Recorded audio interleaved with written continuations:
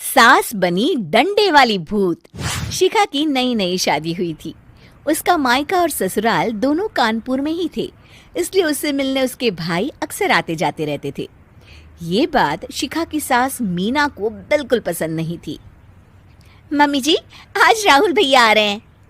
कौन? तेरे चाचा का लड़का? जी मम्मी जी।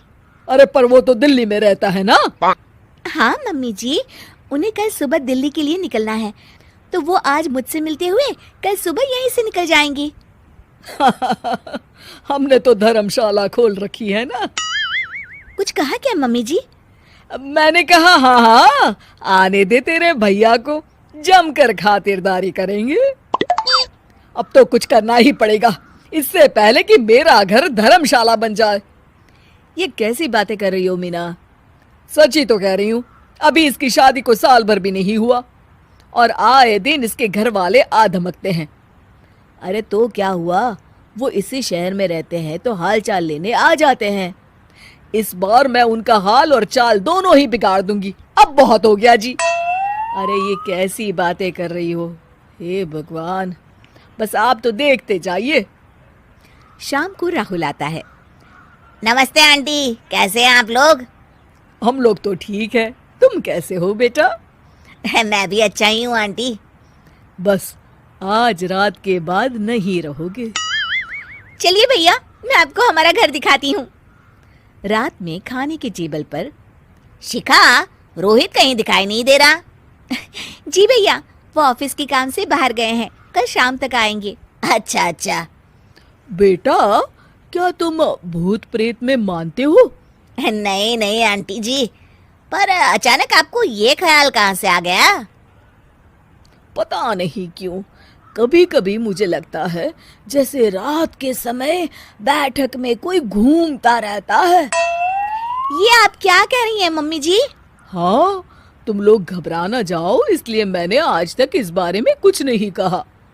ये आपका वहम होगा आंटी जी, ऐसा कुछ नहीं होता। हो सकता है। चलो अब मेरा सोने का टाइम हो गया है तो चलती हूँ मैं।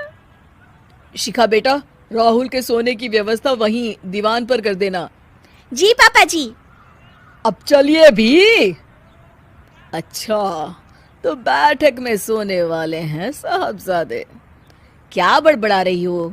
कुछ नहीं, आप सो जाइए। मीना और महेश के सोने के बाद शिखा और राहुल आपस में बात कर रहे होते हैं, तभी डोरबेल बजती है। अरे आप! सरप्राइज! काम जल्दी खत्म हो गया तो मैं आज ही चला आया। ये तो बहुत अच्छा किया। देखिए राहुल भैया भी आए हुए हैं, आप दोनों का मिलना भी हो जाएगा। कैसे हो रोहित? मैं तो ठीक हूँ भैया। शिखा, मैं भी आज यहीं सो जाता हूँ, राहुल भैया से बातचीत भी हो जाएगी। अच्छा अच्छा, ठीक है। मीना आधी रात को उठती है, कंबल मुंह से पैर तक ओढ़ के डंडा लेके बैठक में आती है और देखती है दीवान पर चादर ओढ़े कोई लेटा हुआ है। देखो तो कैसे मजे से सो रहा है बहन के ससुराल में। मीना ताबड़तोड़ 4-5 डंडे मार देती है। अरे मर गया, अरे बचाओ बचाओ, कौन है? मीना जल्दी से अपने कमरे में भाग जाती है। हे भगवान, ये मैंने क्या किया? ये रोहित कहाँ से आ गया? लगता है ये नालायक राहुल मेहमानों वाले कमरे में सो गया होगा। आज तो इसकी खैर नहीं।